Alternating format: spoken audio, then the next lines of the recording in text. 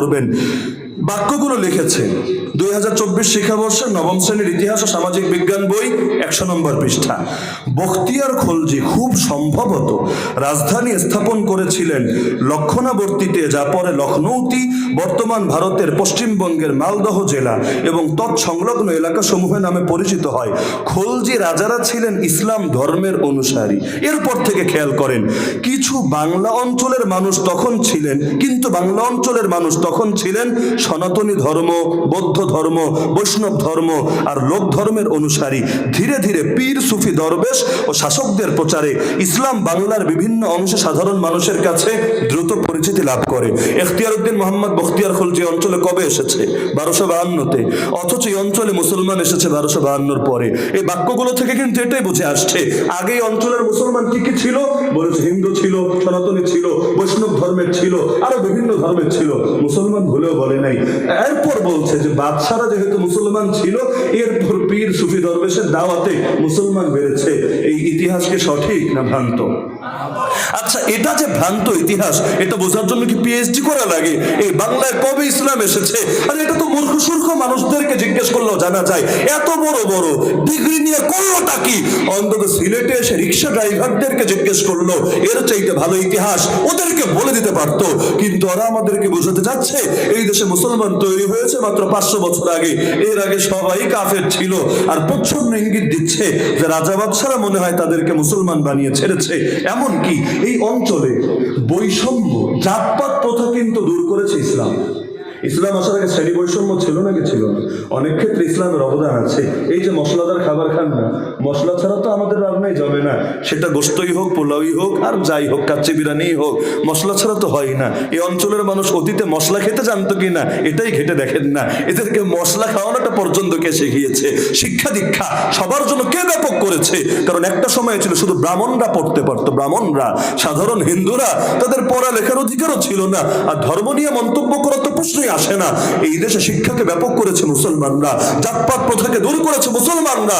কিন্তু দেখেন, এটাকে পর্যন্ত স্বীকার করে নাই। বাচ্চাদেরকে শেখাচ্ছে নবম শ্রেণীর ইতিহাস ও সামাজিক বিজ্ঞান বই, পৃষ্ঠা নম্বর 118। একটা বাক্য শুনলেই বুঝবেন, রাষ্ট্র ব্যবস্থায় গণতান্ত্রিক মূল্যবোধের বিকাশ, ব্যক্তি স্বাতন্ত্র্যের প্রসার এবং উদারনৈতিক দৃষ্টিভঙ্গির কারণে এই অঞ্চল থেকে বৈষম্য দূর হয়েছে। আধুনিক গণতন্ত্র দেশে কবে ঢুকেছে? ব্রিটিশরা ক্ষমতা দখলের পরে। কিন্তু বৈষম্য আগ থেকেই দূর হওয়ার সিলসিলা শুরু হয়েছে। তখন কোন গণতন্ত্রের মূলায় সেই অঞ্চল থেকে বৈষম্য দূর করেছে? কিন্তু ইসলাম যে বৈষম্য দূর করেছে এটা বলবে না। আইনে জং মে জব আ গয়া ওয়াক্তে নামাজ, একই সফ মে খড়ে হো গয়ে মাহমুদ আয়াজ। দেখেন না, নামাজের কাতারে যদি আকপিচ করে দাঁড়ায়, তাদের নামাজই তো হুমকির মুখে পড়ে যায়। সাউ সুফুফাকুম আও লা ইখালিফান্নাল্লাহু বাইনা উজুহিকুম, হয়তো কাতার সোজা করবা, না হলে আল্লাহ বিভক্তি তৈরি করে দিবেন তোমাদের মাঝে। এমনকি ইংরেজ শাসনের অবসান নিয়ে আলোচনা করেছে। ইংরেজ শাসনের অবসান কিভাবে হয়েছে? একভাবে বুঝিয়েছে যে প্রচলিত রাজনীতির দ্বারা, মুসলিম লীগ এবং কংগ্রেস আরো বিভিন্ন দলের দ্বারা। আরেকটা বুঝিয়েছে বিভিন্ন স্বাধীনতাকামী বিপ্লবীদের যুদ্ধ আর সংগ্রামের দ্বারা। এদের নামগুলো লিখতে গিয়ে বিপ্লবী সশস্ত্র আন্দোলনের সংগঠকদের মধ্যে ক্ষুদিরাম, অরবিন্দ ঘোষ, প্রফুল্ল চাকি, মাস্টারদা সূর্য সেন, প্রীতিলতা ওয়াদ্দেদারের নাম বিশেষভাবে উল্লেখযোগ্য। আর শাইখুল হিন্দের নাম উল্লেখযোগ্য না। শাইখুল আরবিউল আজম হুসাইন আহমদ মাদারির নাম উল্লেখযোগ্য না। কাসিমুল উলুম আল খায়রাত কাসেম নানতবীর নাম উল্লেখযোগ্য না। রশিদ আহমদ গাঙ্গুহির নাম উল্লেখযোগ্য না। আরে আমাদের কোনো আলেমের কোনো কুরবানি উল্লেখযোগ্য না। আর খালি যারা সনাতনী ধর্মাবলম্বী তাদের নামটাই উল্লেখযোগ্য। কারে খুশি করতে চাই এগুলো দিয়ে? ডাল মে কুছ কালা তো জরুর হ্যায়। না হলে এভাবে ইতিহাস কিভাবে বিকৃত করে? আর এই দেশের প্রতিটা মানুষ জানে। রিমান্ডে পর্যন্ত আমাদের বহুত আলেমদেরকে গিয়েও তাদেরকে এটা বলেছে, আরে এই অঞ্চল তো স্বাধীন আপনারাই করেছিলেন, আপনাদের কোরবানির বদৌলতেই তো আর এই অঞ্চল থেকে ব্রিটিশরা বিতাড়িত হয়েছিল। এটা কে না জানে? পুরো বাস্তবতাকে অস্বীকার করা হয়েছে নাকি হয় নাই? তাহলে আমাদের বাচ্চাদেরকে কিভাবে কি সবক দিচ্ছে? এটা হলো নবম শ্রেণীর ইতিহাস ও সামাজিক বিজ্ঞান বই 110 নম্বর পৃষ্ঠা। আর সবচাইতে মজা আমার কাছে লেগেছে ইতিহাস সামাজিক বিজ্ঞান বইয়ের 105 নম্বর পৃষ্ঠা। আমি আর রেফারেন্স টানছি না যেহেতু সময় ফুরিয়ে এসেছে। ব্রিটিশের গুণগান কিভাবে গাওয়া হয়েছে, একটা জায়গায় শিরোনামই দেওয়া হয়েছে ব্রিটিশ শাসনের কিছু ভালো দিক। ভাবতে পারেন? ব্রিটিশ শাসনের কিছু ভালো দিক, আমি যদি প্রশ্ন করি পাকিস্তানি শাসনের কিছু দিক ভালো দিক বলো তো, কারণ কোনো মানুষেরই 100% জিনিস খারাপ হয় না, টুকটাক ভালো তো থাকেই। আমি যদি বলি এই ছেলেরা পাকিস্তানি শাসনের কিছু ভালো দিক বলো তো, আমাকে স্বাধীনতা বিরোধী, আল বদর, আল শামস, রাজাকার এই টাইপের গালি দেবে নাকি দেবে না? নিঃসন্দেহে দেবে। কিন্তু ব্রিটিশ শাসনের কিছু ভালো দিক এটা আমাদেরকে শেখাচ্ছে। আর ভালো দিক বলতে গিয়ে ইসলামকে পদে পদে পচানো হয়েছে। একটা বাক্য শুনলে বুঝবেন, ধীরে ধীরে মানুষের মধ্যে পাশ্চাত্য ধারার শিক্ষার বিস্তার ঘটে। কতিপয় দেশীয় এবং ইউরোপীয় সমাজ সংস্কারক কুসংস্কার ও গোড়ামিমুক্ত নতুন সমাজ নির্মাণে ব্রত হয়। তার মানে ব্রিটিশরা আইসা মুজাদ্দিদ হয়ে বাংলাদেশের কুসংস্কার দূর করেছে। আহা কি ফজিলত! আর ওই ব্রিটিশরা যে চলে গেছে, ওরা যে জিনাগুলো করেছিল না, ধর্ষণ তো করেছিল, এটাই তো বাস্তবতা। ওই বাচ্চাগুলো কোথায় হারিয়ে গেল? সবাই তো প্যাকেট করে করে ব্রিটেনে নিয়ে যায় নাই। আমার কেন জানি সন্দেহ জাগে ওই বাচ্চাগুলোই মনে হয় এই মালগুলা। না হলে এতকাল পরে সে আর ব্রিটিশটা আমাদের দুশ্মন এটা কে না জানে, কিন্তু এখনো পর্যন্ত ব্রিটিশের উত্তমতার সবক আমাদের সামনে গায়। আর শরীফার গল্প মনে নাই? এটা নিয়ে তো গত বছর প্রতিবাদ হয়েছে, গত বছর এটাকে খাইয়েছে ট্রান্সজেন্ডার নামে, এই বছর একই জিনিস, মানে ওই নতুন প্যাকেটের মধ্যে ওই পুরান, নতুন প্যাকেটের মধ্যে পুরান মদ। তো এখন এভাবে এনে হাজির করেছে শরীফার গল্প। পুরোটা আমি বলবো না, আপনারা নিজেরাই বই থেকে দেখে নিন। সপ্তম শ্রেণীর ইতিহাস সামাজিক বিজ্ঞান বইয়ে কয়েকটা লাইন দেখেন, বাকিটা নিজেরাই সমাধান করতে পারবেন। শরীফার গল্প শুরু করেছে। ছোটবেলায় সবাই আমাকে ছেলে বলতো, কিন্তু আমি নিজে একসময় বুঝলাম আমার শরীরটা ছেলেদের মতো হলেও আমি মনে মনে একজন মেয়ে। শরীর ছেলেদের মতো কিন্তু মনে মনে মেয়ে, এটাকে হিজড়া বলে না ট্রান্সজেন্ডার বলে? কারণ হিজড়ারা তো কামেল লোক, মাশাআল্লাহ কামেল লোক বুঝেন, পুরুষের আছে একটা, মহিলারও আছে একটা, হিজড়াদের মাশাআল্লাহ আছে দুইটা। হিজড়া কিন্তু তারাই বলে, কিতাবুল খুনসা খুলেন, খুনসার সংজ্ঞা কি, যার দুটোটাই আছে, কিন্তু দুইটা থাকলেও কোনোটাই কামেন না। ও না হতে পারে আব্বা, না হতে পারে আম্মা, জিনিস তো আছে দুইটা, কিন্তু কোনোটাই কামেন না। এই যুগের সেকুলার মুসলমানদের মতো আর কি, একদিকে সেকুলারও আর একদিকে নাকি মুসলমানও, কেমনে সম্ভব? তুই কামেল হিজড়া আর কি, মাল তো আছে দুইটাই, কিন্তু কোনোটাই কামেন না। গাধা আর ঘোড়া যদি মিলন করে, একজন আরেকজনের প্রেমে ক্রাশ খেয়ে হাবুডুবু খেয়ে এখন ফিজিক্যাল রিলেশন করে ফেলেছে, এখন কাছে আসার গল্পের অংশ হিসেবে পরবর্তীতে প্রেগন্যান্ট হয়ে গেছে। এখন যে বাচ্চাটা জন্ম নেবে ওটা কিন্তু না ঘোড়া হবে না গাধা হবে। আমাদের মাদ্রাসার ছেলেরা ভালো মতো জানে ওইটা কি হবে, খচ্চর। খাচ্চর বললেন না, ওইটা গালি, খচ্চর হবে। আরবিতে বলে বাগলুন। তাহলে গাধা আর ঘোড়া মিলে যেটা হয়েছে, না হতে পেরেছে ঘোড়া, না হতে পেরেছে গাধা। উট পাখিরে বলে তুই মাল নে, বলে আমি তো পাখি, আমি মাল নিব কিভাবে? বলে তাহলে ওর ডানা মেলে মেলে আকাশে, বলে আমি তো উট, আমি ডানা মেলে মেলে আকাশে উড়বো কিভাবে? না ঘাড়কা না ঘাটকা। না হতে পেরেছে কামেল মুসলমান, না হতে পেরেছে কামেল কাফের। তো এখন শরীফার গল্প খাওয়াচ্ছে কেমনে?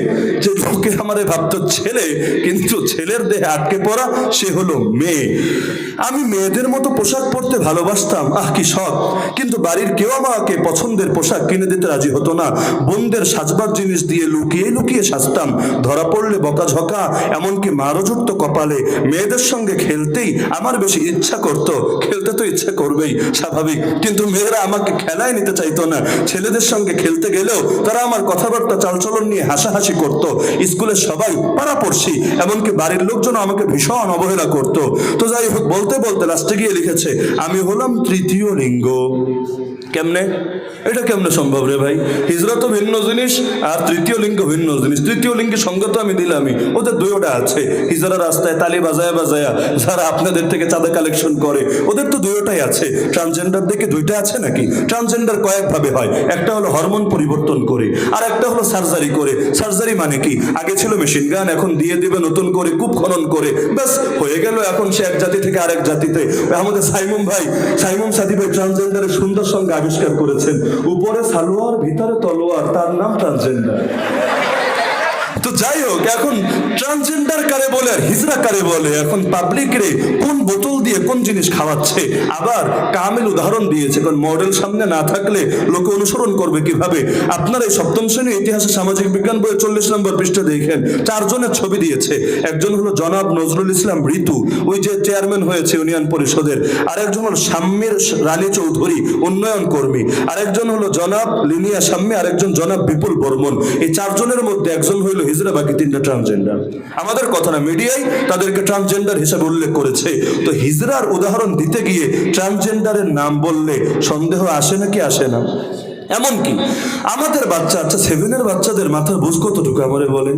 এমনি তো বয়ঃসন্ধিকালে ভেতরে উথাল পাতাল চলতে থাকে, অনেক পাগলামি মানুষ এমন করে যার জন্য সারা জীবন পস্তাতে হয়। এখন তাদেরকে পর্যন্ত বোঝাচ্ছে লিঙ্গ বৈচিত্র্য, জেন্ডারের ধারণা। আল্লাহর কসম, আমরা যখন ওই বয়সে ছিলাম, এই লিঙ্গ শব্দে এটা মুখে উচ্চারণ করা যায় এটাই তো মাথায় আসতো না। আরে এটা অরুচিকর, এটা কিভাবে মানুষ মুখে উচ্চারণ করে? বাস্তবতা, আমরা ছোটবেলায় এই শব্দ মুখে উচ্চারণ করি। এই যে আমি বলছি না এত মানুষের সামনে, আমার এখনো লজ্জা লাগছে এই শব্দটা কিভাবে পাবলিক প্লেস উচ্চারণ করে, কিন্তু এই ছোট বাচ্চারে পড়াচ্ছে। আলোচনা করতে করতে এক সময় হাসনা বলল, আমার মনে হচ্ছে আমরা যে মানুষের শারীরিক গঠন দেখেই কাউকে ছেলে বা মেয়ে বলছি, সেটা হয়তো সবার ক্ষেত্রে সত্যি নয়। মামুন বলল, তাই তো, আমরা শরীফার জীবনের গল্প শুনলাম যিনি দেখতে ছেলেদের মতো কিন্তু মনে মনে তিনি একজন মেয়ে। তার কাছে এমন একজনের কথা জানলাম যিনি দেখতে মেয়েদের মতো কিন্তু মনে মনে তিনি ছেলে। বলতে বলতে লাস্টে গিয়ে বলেছে, আমার মনে হচ্ছে আমরা যেমন করে ভাবছি অনেকের চোখে বিষয়টা ভিন্ন হতে পারে। তো এখন সাবা সমাধান দিচ্ছে, সবার তো নিজের মত, নিজের অনুভূতি, নিজের পছন্দ অপছন্দ প্রকাশের স্বাধীনতা আছে। খুশি আপা মানে ম্যাডাম ব্যাখ্যা দিচ্ছে, হ্যাঁ যতক্ষণ না তাতে অন্যের কোনো ক্ষতি হচ্ছে ততক্ষণ নিশ্চয়ই আছে। তো এখন সামনে তো বড় বিপদে পড়বেন রে ভাই। বাসে যখন মহিলারা উঠবে না, গিয়ে বলবে, ভাইয়া আমার সিট ছাড়েন, এটা নারী সিট। বলবে, আরে দেখতে আমাকে পুরুষ মনে হলে কি হবে, আমি তো ছেলের দিকে আটকে পড়া মেয়ে। আবার যখন গিয়ে মহিলা হোস্টেলে সিটের আবেদন করবে, কয়েকদিন আগে করে নাই, মহিলা হোস্টেলে গিয়ে সিটের আবেদন করেছে, আমরা সিট চাই সিট চাই। বলছে, আরে তুই পুরুষ মানুষ, মহিলা হোস্টেলে সিট দিয়ে কি করবি? এখন বলে, আরে আমি হলাম ছেলের দেহে আটকে পড়া মেয়ে। এভাবে যদি ফাইজলামি দেশের মধ্যে একবার বাস্তবায়িত হয়, জিনার দরজা কিভাবে বন্ধ করবে? তখন তো মাহফিল ও মহিলা প্যান্ডেলে গিয়ে ঢুকে পড়বে, আরে দেখতে ছেলে হলে কি হবে, আমি তো ছেলের দেহে আটকে পড়া মেয়ে। হবে নাকি হবে না? ছোট একটা বাচ্চার মধ্যে কিভাবে ওয়াসওয়াসা ঢুকাচ্ছে, তো এটা নিয়ে আলোচনা করতে চাইলে আলোচনা বড় লম্বা হবে। মজার বিষয় আছে, স্বাধীনতার ইতিহাস বলেছে যে স্বাধীনতার ইতিহাস তো 71 সালে না 2024 সালে। তো স্বাধীনতার ইতিহাস বলতে গিয়ে 8ম শ্রেণীর ইতিহাস সামাজিক বিজ্ঞান বইয়ে ছবি দিয়েছে ছায়ানট আর রমনা বটমূলের ছবি। ছায়ানট আর রমনা বটমূলের সাথে স্বাধীনতার কি সম্পর্ক আছে? এগুলো স্বাধীনতার কতকাল পরে গিয়ে জাহের হয়েছে। আবার 3য় শ্রেণীর বাচ্চা, বয়স তাদের কত, কিন্তু 3য় শ্রেণীর বাচ্চাদেরকেও পরিচয় করানো হয়েছে মঙ্গল শোভাযাত্রার সাথে, ঢোল তবলার সাথে। আবার ঘর চেনানো হচ্ছে, তুলির ঘর। তোমরা চেনো তুলির ঘর কেমন, ছবি দেখে দেখে শেখো। কাদেরকে? 1ম শ্রেণীর বাচ্চা, যাদের বয়স তো 40 বছর নাকি। 1ম শ্রেণীর বাচ্চাকে শেখাচ্ছে তুলির ঘরে কি কি আইটেম থাকবে। এক পাশে ঢোল তবলা হারমোনিয়াম আর ওই যে এমনি এমনি কি বাজায় দোতারা, এগুলো সবকিছু ঘরের মধ্যে আছে। তো এখন সব পূজা অর্চনা, গায়ে হলুদ, এগুলোকে সামাজিকতার নামে, দেশীয় সংস্কৃতি নামে শেখানো হচ্ছে, কিন্তু ইসলামী বিষয়গুলোকে আড়াল করা হয়েছে। এমনকি আত্মপরিচয়, যে এক ছেলে আরেক ছেলের সাথে কিভাবে কথা বলবে, আমরা আমাদের বাচ্চাদেরকে তামরিন করাই, এই তুই দাঁড়া, ওর সাথে কথা বল, মাসমুকা, তোর নাম কি, তোর বাড়ি কই, ইত্যাদি ইত্যাদি। তারা পয়েন্ট দিয়েছে। আত্মপরিচয় নিয়ে আলোচনা করতে গেলে কি কি করতে হবে জানেন? এটা 7ম শ্রেণীর ইতিহাসে সামাজিক বিজ্ঞান বই 18 পৃষ্ঠা। নাম, বয়স, লিঙ্গ, পরিবার, পছন্দের খাবার, পছন্দের পোশাক, পছন্দের খেলা আর শখ। ধর্মের কোনো স্থান নাই এতে, কারণ এখানে লিখেছে ধর্মকে যদি এখানে স্থান দেয় বৈষম্য তৈরি হবে। অথচ একজন আরেকজনের সঙ্গে কথা বলতে গেলে ধর্মকে টানে নাকি টানে না? অবশ্যই টানে। এমনকি বাচ্চাদেরকে গত বছরে যেখানে সালাম ছিল, একজন আরেকজনকে দেখা হলে কি বলবে? আসসালামু আলাইকুম রহমতুল্লাহ, এরপর ছিল গুড মর্নিং। এই বছর সালাম বিদায়, হ্যালো রাজু, হ্যালো শিলা, এগুলো ঢুকিয়েছে বাচ্চাদের বইয়ের মধ্যে। এমনকি গত বছর আলিয়া মাদ্রাসার বই, ইবতেদায়ী ক্লাসের বইয়ে, সেখানে বিষয়টা ছিল এরকম যে কিছু হুজুর ছেলে মেয়ে মানে বাচ্চাই তো, কিন্তু মেয়েরা হিজাব পরা, ছেলেদের মাথায় টুপি, গায়ে জামা, আর ম্যাডাম জি মেনলি তিনিও হিজাব পরা, পরিপূর্ণ পর্দায় আবৃত। তিনি এসে কথা বলছেন, আসসালামু আলাইকুম, ওয়ালাইকুম আসসালাম রহমতুল্লাহ, গুড মর্নিং, হ্যাঁ গুড মর্নিং ইত্যাদি। কিন্তু এই বছর সবগুলোর বেপর্দা বানিয়েছে, বাচ্চাদের মাথায় টুপি নাই, মেয়েদের মাথায় হিজাব নাই, আর ম্যাডামেরও কিছু নাই। এখন এসে আসসালামু আলাইকুম বাদ আলিয়া মাদ্রাসায় গুড মর্নিং গুড মর্নিং। তো যেহেতু আলোচনার টাইম শেষ, এজন্য আমি এই কথাকে বাড়াচ্ছি না। আমি যদি উদাহরণ দিতে চাই, আরে কত ডজন উদাহরণ লাগে দিতে পারবো, কিন্তু এগুলো দেখাই যথেষ্ট কিনা।